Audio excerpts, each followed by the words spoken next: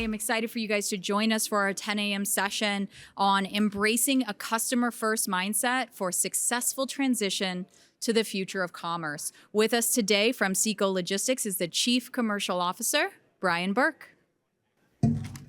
All right, thank you. And quite an experience to be speaking with headphones, but here we are in the same room. I guess it's better use of space.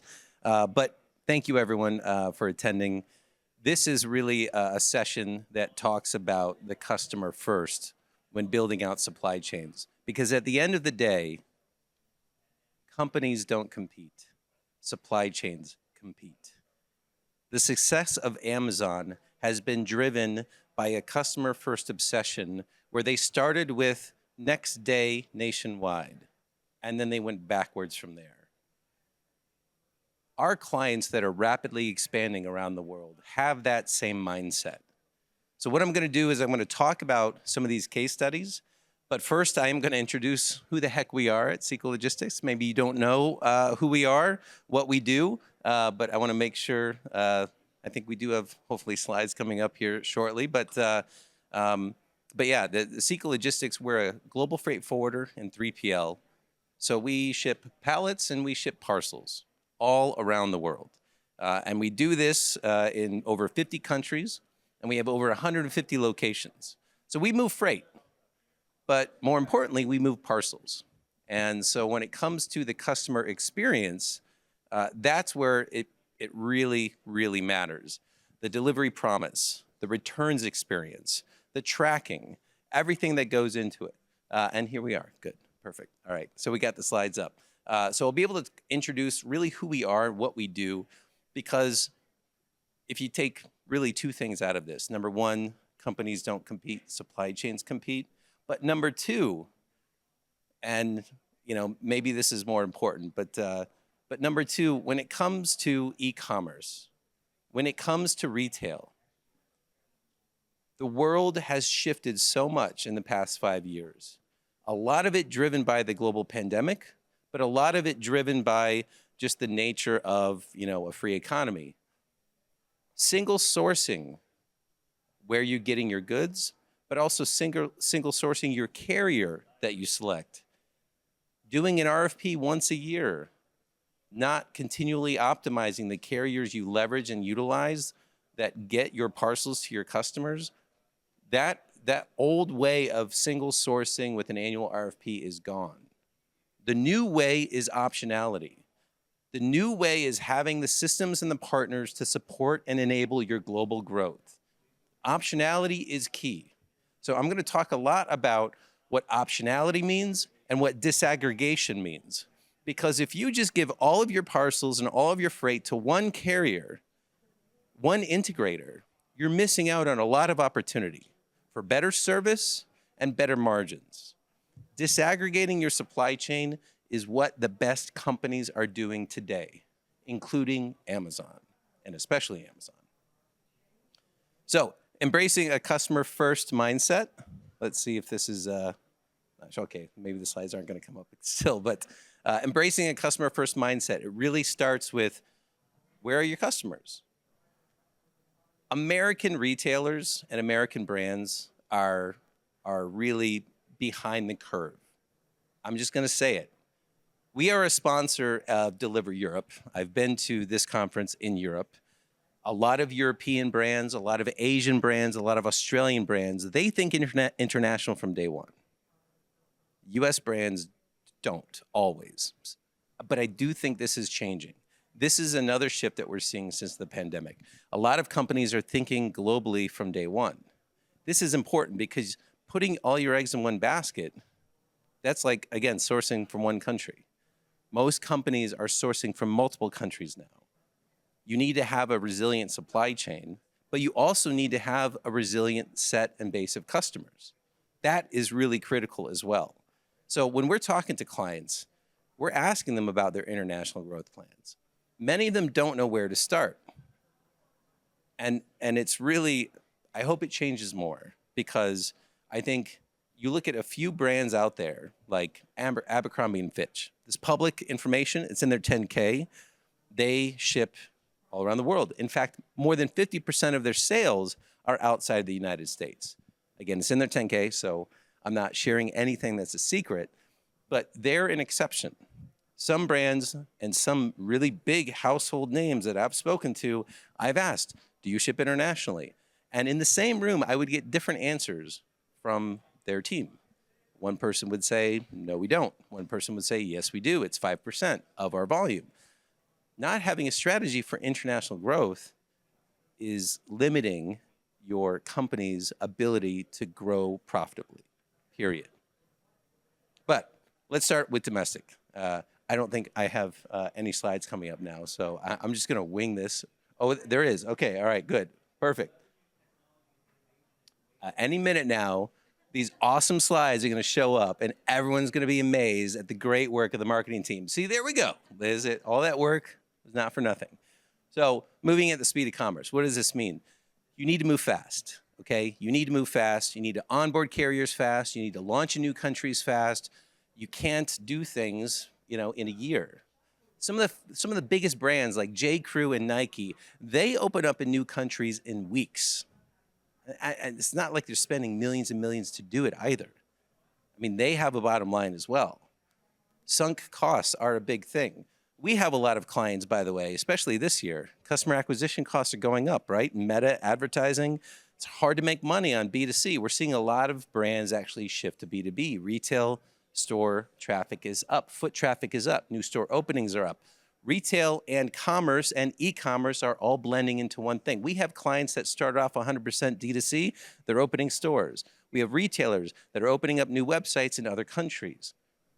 That's the right way to grow. That's the right way to think. So again, who we are. I kind of talked about some of this. We're in a lot of places around the world. We start off in Chicago in one location in 1976. We started to do home deliveries in 1994. So before we were just moving freight, traditional freight, a freight provider, a freight forwarder, a 3PL. But then in the 90s, we started to move goods for catalog retailers before the rise of the internet. And then with the rise of the internet, we started to shift more of our focus around shipping parcels as much as we're shipping pallets. And that takes a huge shift in our own strategy as a 3PL and freight forwarder. But retail and e-commerce is half of our business today. We're shipping millions of parcels a month all around the world, including domestically. So I am going to talk about US as well, in case international is not in your plans, because the US landscape is shifting as well. Big time, big time. So yeah, 1.7 billion, that's our revenue. We have DCs all around the world. And I'm going to talk about some of these case studies of how we help brands expand with our international parcel shipping. But once you get to a certain point, it's better to position your inventory in the region or in the country. So then you can achieve faster transit times to help you grow. So this is our footprint. Mostly North America, Europe, Asia, and Australia. That's where 95% of your potential customers are if you're beginning your growth journey internationally.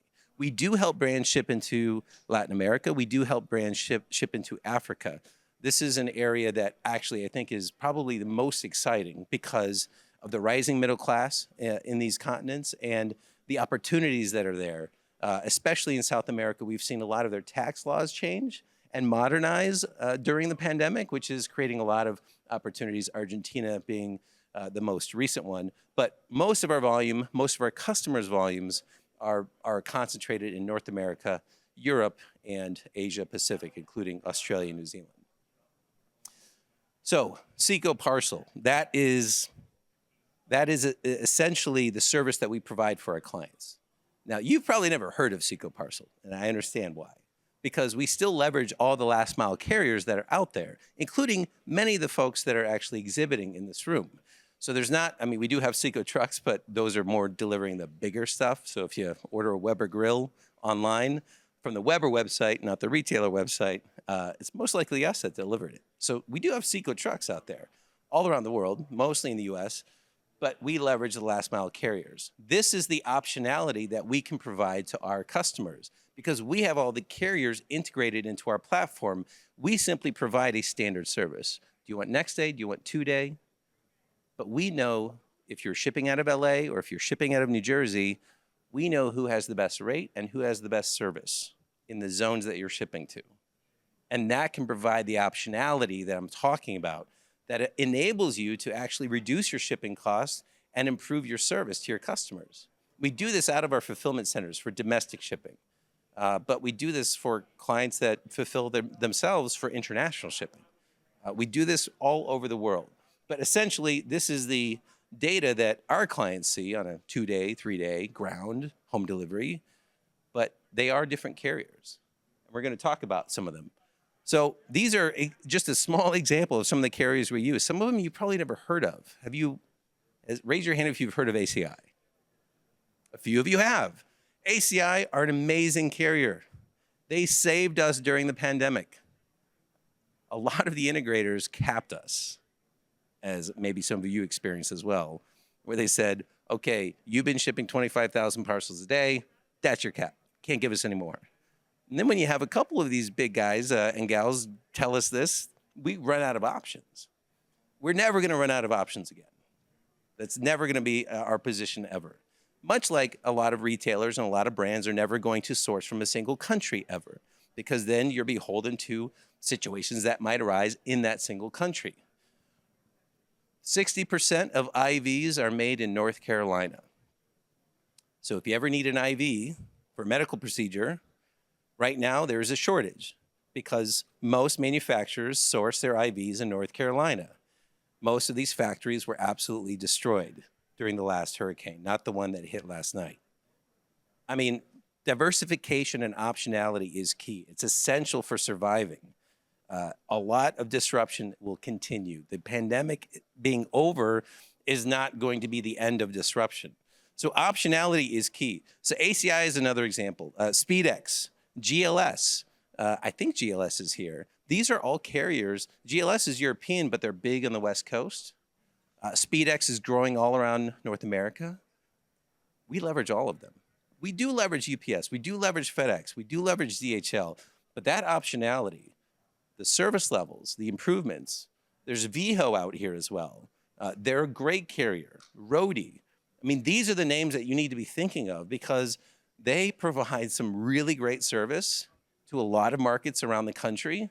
And GLS, as an example, we also use in Europe. So there's a lot. There's, of course, Royal Mail. There's OSM, New Zealand Post, Couriers Please in Australia, 4PX in China, Hong Kong. All of these carriers are integrated into our platform. So then we can provide that optionality for our clients. Optionality is key. You should be having and talking about all of these carriers with your 3PL, with your transportation provider. So I'm going to go to international here for a little bit before we go back to domestic shipping. So we ship all around the world. We ship from North America to Europe, Europe to North America, Australia to US, US to Australia. We don't have our own planes, okay? But more importantly, we make the service happen. How? We use freighters, we use passenger airplanes, we use air cargo. But our system allows us, when we pick it up from your warehouse, we scan it, it's our truck or it's a third-party truck, we hand it over to the airline, it flies, it lands in the country, we recover it, we clear it, and then we hand it over to a third party. But it's a single tracking number that integrates with your system. It's all the key milestones that your customers need. This is the example of a disaggregated supply chain. Our clients that leverage this, they move their parcels internationally faster than the post office, but cheaper than express. That's what we do to help our clients grow international. We are faster than the post office, cheaper than express. We do this all around the world. Cut off there a little bit because of the font, I guess, for the laptop, but I'm going to show you some examples. If you have a distribution center in Los Angeles, which I'm sure many of you do, or the Inland Empire, heck, during the pandemic, we went from 2 buildings up to 15 buildings. And I don't recommend that for anyone. But it was crazy because we had to keep up with our clients' growth. We have now right size, so we're taking on bigger buildings. We have more economies of scale, but we still have like 8 buildings. Southern California, it's a great distribution location because you can ship a lot of places in the West Coast. You can also ship a lot of places internationally. you can do quite a lot from Southern California because you're also close to the largest port and one of the largest airports for all your products coming in as well. So we certainly have facilities all around the U.S. I don't want to discount Las Vegas or Phoenix or Salt Lake, but that's a lot of additional drayage costs, and a lot of the carriers don't like to always pick up from some of these secondary or tertiary locations. LA is great, but here's the example. We ship every day to the United Kingdom in 3 to 6 days. 3 to 6 days. If you're in London, 3 days. If you're in Inverness up in Northern England and Scotland, it might be more like 6 days. But 3 to 6 days from LA, from the day we pick up. Another example, Europe, the Netherlands, France, Germany. Again, if you're in a capital city, 4 days. 4 days. That is a lot faster than the post office. And I guarantee you, we're a lot cheaper than the express options. Australia, well, that's really fast. A lot of our clients, when they think about growing internationally, the first country that we actually recommend that they look at is Australia, not Canada. Why is that? Australia, you don't need French. And if you have a distribution in a center in Los Angeles or Southern California, you can actually hit clients in Australia faster than you can in Canada. So it's a great option and it's a great opportunity. They used to have a very high de minimis, but now they have GST, but it's actually very easy and painless. It's a win-win-win. The United States is going to change its de minimis regulations. Know this. This is going to happen. We just don't know how they're going to change it. But with all regulations, one thing we always know is regulations do change. New borders are created, like Brexit. New challenges are happening all the time, but in Australia, they found a win-win-win. So the government does collect more revenue. That helps to fund more border protection officers to keep their consumers safe. The retailers, it's very easy to pay. It's not like Canada where you have all these different VAT taxes and sales taxes. So it's seamless to help ship into Australia. So the government likes it, the retailers like it, and the consumers like it because they don't have to do COD. They don't have to pay duties when they get their goods. It's a win-win-win. I do hope the United States follows this as a model as we look at revising our de minimis legislation or tariff rules through the executive branch.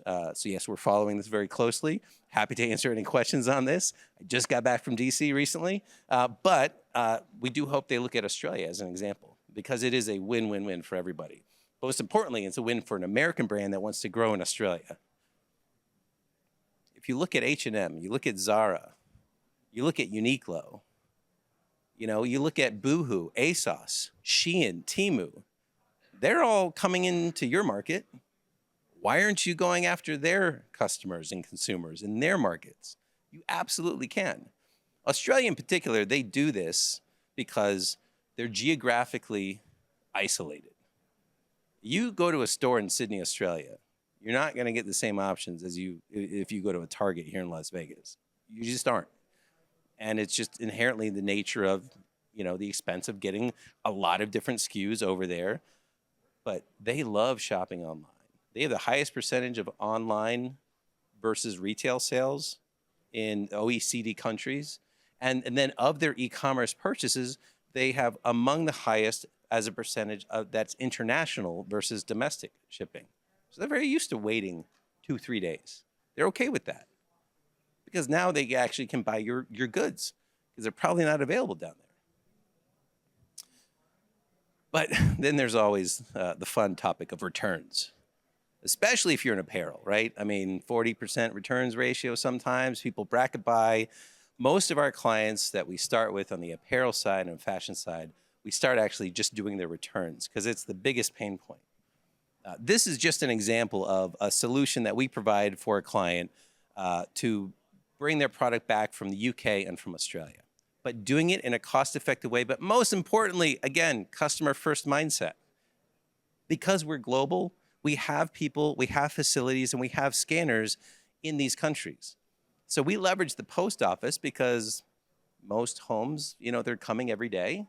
It's easy to print a label, slap it on a box or a poly bag, and let the postman or postwoman pick it up.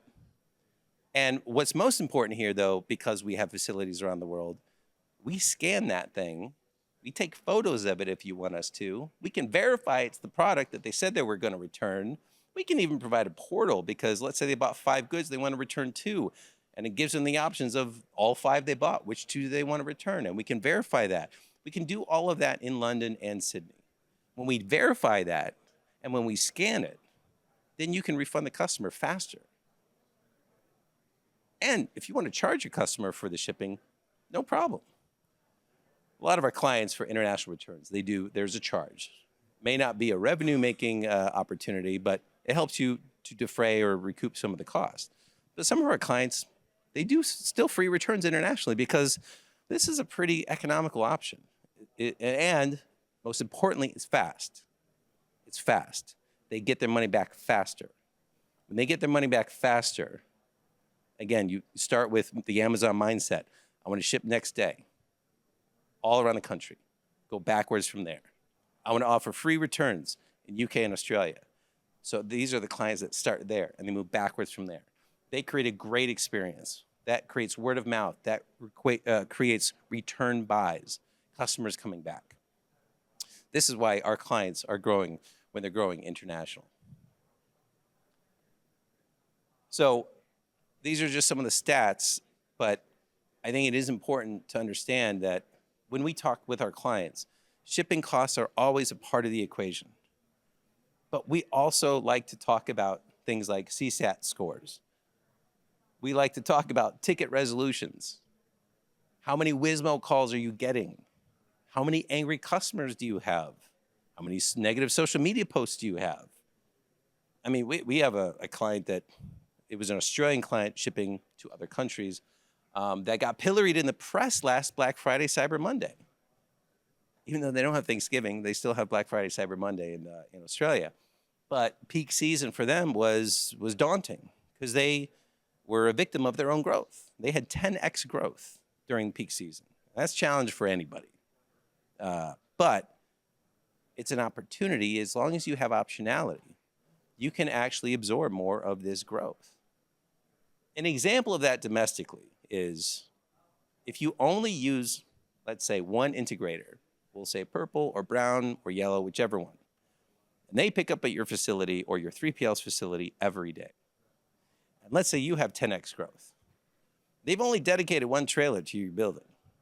When that trailer's full, what do? Well, it likely is during peak season, and they're not throwing around spare trailers at that time. You could end up with a day of delay or 2 days of delay. And when your customers are expecting these items on a certain date, you're going to create a lot of animosity. What we do with our optionality, when you talk to Viho, because I believe they're out there, or Rody, these folks can scale up and scale down very quickly because they use drivers like Uber does. They just go through a little bit more background checks because they're handling packages, and that's different than taxing around people. But it's that optionality that helps to ensure that when you do grow, that does not cause delays. So these are the conversations that you should be having with your 3PL, with your freight forwarder, with your shipping provider. So don't just believe me, believe our customers. I just want to show an example of some of our clients in the direct-to-consumer space or in the retail space. I'll kind of move around so everyone can see all the logos. I'll talk about some of these in the case study section so you can get an idea of what was their strategy and how did we enable it with a disaggregated supply chain. I know it's disaggregated, doesn't sound great, but that's what they're doing. And they're succeeding by doing this. So I'm going to go back to international expansion again because I don't know if you caught that, but I'm a big believer in international expansion. I think the best brands, the ones that are most successful, are the ones that grow internationally. But there's lots of different ways to do it. But we have a lot of clients ask us, well, what about things like compliance? You know, if you make wooden bed frames in the state of California, you better have a label on it. State of California has some regulations. Well, Europe, so they do too. So does Australia. So does Canada. So how do we keep up with compliance? If I have beauty products, cosmetics, who's the FDA in these countries? If I want to do a currency conversion, how do I do that at checkout? Does anyone know what cultural conversion is?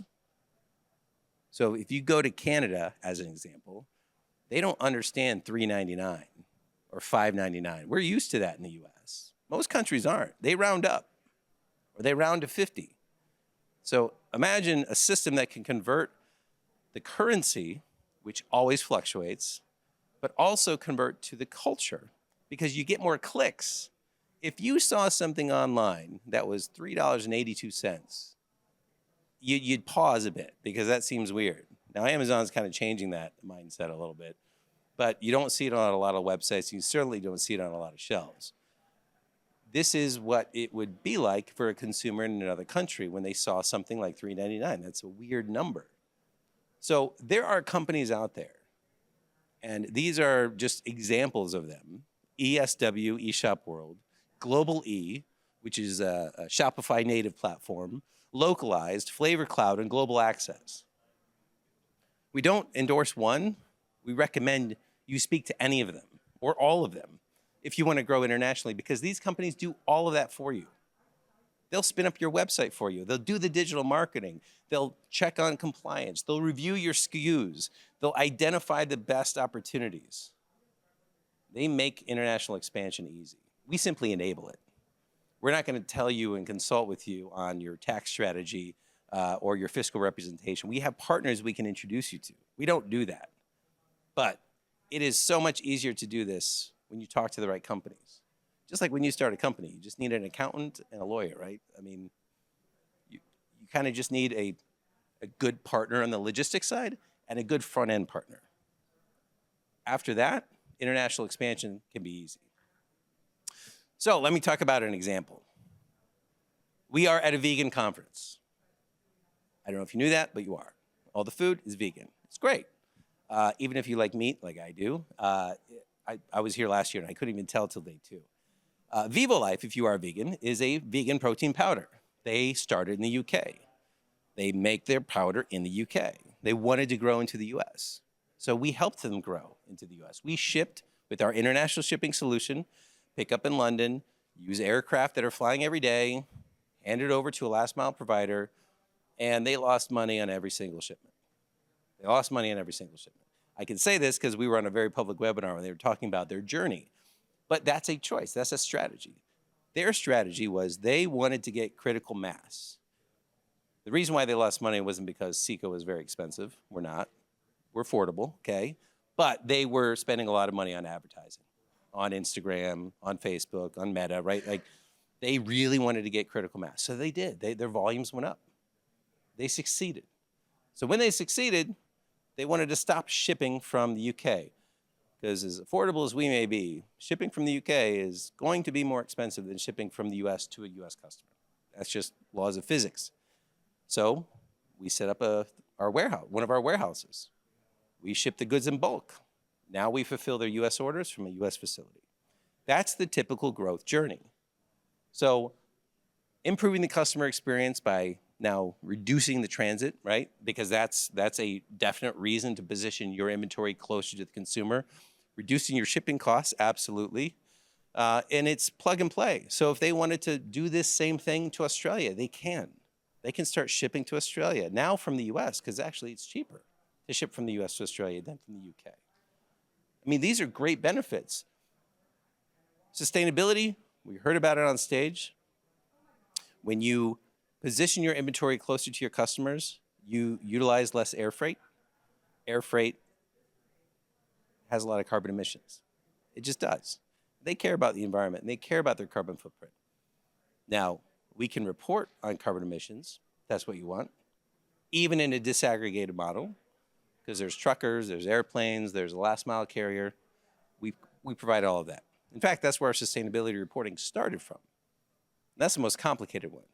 Then when we could do trucking and ocean freight, that was easy. We have a lot of clients that ask for this. A lot of clients that care about this. A lot of clients that still rely on air freight. There are options to still decarbonize your supply chain. It's called sustainable aviation fuel. I was just at Chicago O'Hare Airport a month ago. United Airlines announced sustainable aviation fuel is now available at ORD. It's It's available at LAX. It's available at SFO. They're going to expand it now in Minneapolis.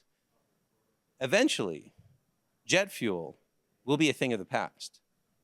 We have some of our clients, and in fact, just this week I signed our largest sustainable aviation deal for a brand that is looking to decarbonize by 2040. It is possible. There are leaders out there that are funding this and supporting this. So if you do rely on air freight or fast shipping options, there still are ways to decarbonize your supply chain.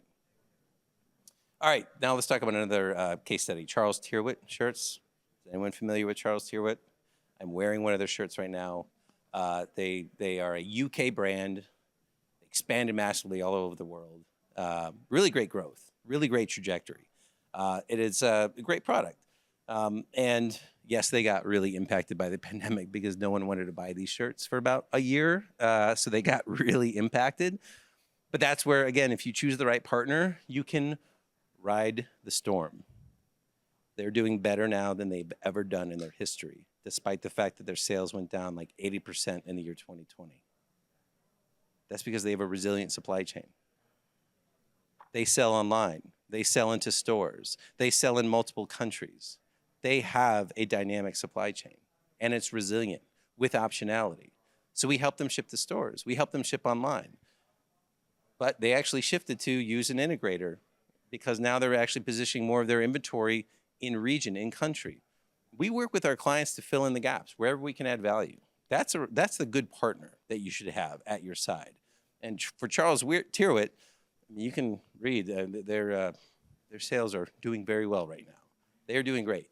Now that I've mentioned it and I've said Charles Tyrwhitt and all your phones heard it, you're going to start to see the ads too. So just saying. That'll likely be the case for all the brands I'm going to mention here. Reese, that's another one.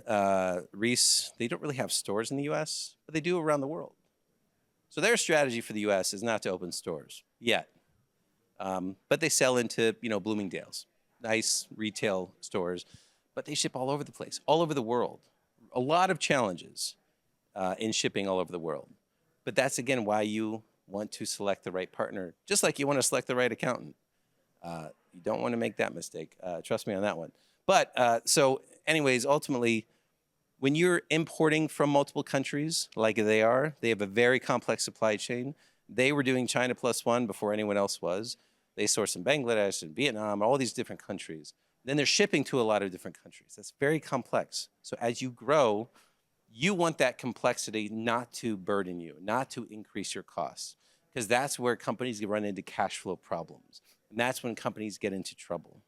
By having the right partner and provider that can communicate with their merchandising teams, with their purchasing teams, and the logistics teams, whether we're doing the fulfillment or we're doing the shipping, and depending on the country, we may be doing one or the other. This has been a huge success story. They've been a client of ours for 15 years.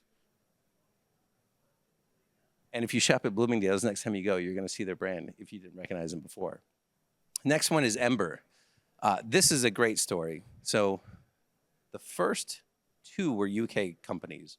Sorry, Viva was UK too. The first three were UK. Now let's start with Ember. Ember, if you know what this mug is, it's powered by a cell phone. It can keep your coffee or tea at the same temperature if you like to sip it in the morning, but you don't like it to get cold. Well, their founder was very good at sales and convinced Starbucks and Apple, both at the same time, that they should have this product in the store. So they had to be in 15 countries overnight, all B2B, before they even launched B2C. I mean, this was a challenge. And I guess if you do go to Starbucks and you like their coffee and you ever wondered why they spend so much time sourcing the farms where they get the beans from, the highest quality with the most expensive equipment, and then they serve it to you in a plastic mug, right? Or cardboard. That was their pitch, and it worked. So now you can buy Ember mugs in a lot of Starbucks and a lot of Apple stores as well. But when you expand into 15 countries, then it became 30, then it became 40 overnight, that can create a lot of problems. So the customer, again, customer first mindset. So the customer in this case is Apple or it's Starbucks. You know, they have different payment terms than a consumer. They also have different deadlines and expectations. Consumers don't penalize you, right? Retailers do. So there are a lot of challenges with doing this. And air freight can be expensive, especially if your item is of this value. So we looked at fast ocean shipping options to do all this. There's Express Ocean. I don't know if anyone knows this. It's more expensive, but you're turning your cash over faster. The CSO, Chief Supply Chain Officer of Ember, he called it Jethro math. He said, I'll pay more for shipping if I can reduce the transit so I can increase my cash conversion cycle. My working capital is being put to better use. And these are all the conversations that you should be having with your logistics provider, because that enabled them to grow as fast as they did and not have cash flow problems. And now they're innovating. They're even creating a lot of other interesting products, including in the medical space. They're able to do all this with a good supply chain. All right, Manscaped. Here's another great one. Here's a great story of a U.S. brand that's absolutely exploding. This is, male grooming brand, and they're growing all over the place. They already have a distribution center in the U.S. This is where they started. This is their home market. They didn't need help there. Well, we didn't talk about taking over their operations. We talked about how can we help you. They wanted to grow internationally. That was their mission. And that's what we helped them do. We helped them ship internationally at first, but then we set up space in our warehouses. All of our facilities are all multi-tenant. We don't have one facility with just one customer. They're all multi-tenant. So you get the benefit as a brand. That's why you want to use a 3PL, because rents are not great still for warehousing. They are going down. They're not like they were during the pandemic, but most of our clients, their leases are renewing. And they're realizing that even though it's going down, it's a hell of a lot more expensive than it was 10 years ago. So as a result, we see a lot of companies that want to work with an outsourced 3PL, especially when you're growing internationally. You don't want to spend the CapEx to set up your own shop. But if you have a customer-first mindset, you do want to speed up transit. And the best, most economical way to do that is to leverage a 3PL. And an even better way to do it is work with one 3PL that has facilities in all these countries, that's small enough to care and big enough to scale. And I know one company, and that's us, that we can do that. But this is one of the reasons why companies choose us. So I wanted to give you an idea of some examples of some brands that have a customer-first mindset, that wanted to look at growing internationally. I think we are coming up on time, so I'll try to hit on some of the domestic case studies. Liars is another one. If you like non-alcoholic beverages, they have been doing very well. They didn't need help internationally, but they needed help domestically. The same problems exist. Their lease is up. They need a new warehousing solution. And it's more economical to work with a 3PL in many cases, because then in a multi-tenant facility, you're leveraging the economies of scale that you can't get on your own. You can also leverage all the carriers that are on our platform without you having to negotiate and do your own RFPs, knowing that you're going to get the best service and the best cost. And this is called rate shopping. Your 3PL should have this. Enables you to, in real time, select the best carrier for the best zone and the best service. And we actually have clients that don't like a certain carrier. That's okay. We'll turn that one off. But we'll turn on the other 10 or other 12. Some of them you may not have even heard of. I did touch on the sustainability. I do want to make mention that this is a big part of who we are and what we do as a company. And we can help offset carbon. We can help with sustainable aviation fuel investing. We can help with carbon reporting.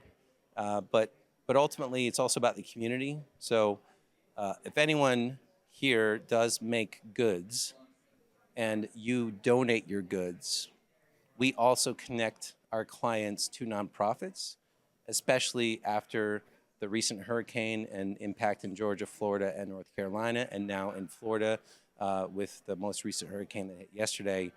This is something else that we do. We help with humanitarian aid all around the world. Wildfires in Maui, earthquake in Turkey and Syria, earthquake in Morocco, the refugee crisis in Gaza, the terrorist attack in Israel. We ship aid all the time, all around the world, but we also help people here in the US. But a lot of our clients are now asking us, how can we help? Money is the best right now. We can connect you to some good nonprofits like Airlink. But if you have goods to donate, please come to the Seko booth. We'll help you connect you to the right nonprofits. But this is just the example of the B2B, air and ocean carbon reporting and ground. This is easy. A disaggregated e-commerce solution, not so easy, but we can provide this reporting for you using the GLEC methodology if you know about that stuff. It's the gold standard for carbon reporting.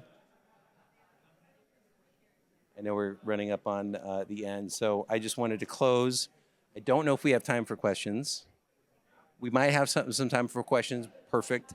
I wanted to show some examples, some case studies, clients with a customer first mindset, consumer first mindset, whether they're just focused on the US or whether they are expanding outside their home market.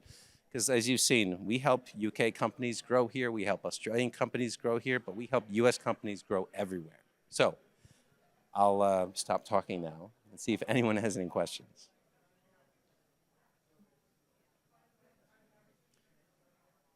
How did I do? Because this is the first time I've done one of these. This is really, I thought it would be a lot more odd, but I don't know about you guys. I've never gone to like a quiet rave or anything, I've heard of these, but here we are. If they have their way, you'll see us either at the Deliver Asia conference, No Promises, or the Europe one, which we've done now 2 years in a row, which is also a great session as well. So anyways, thank you all so much. Thanks for attending, and hopefully we'll see you at our booth later. Thank you.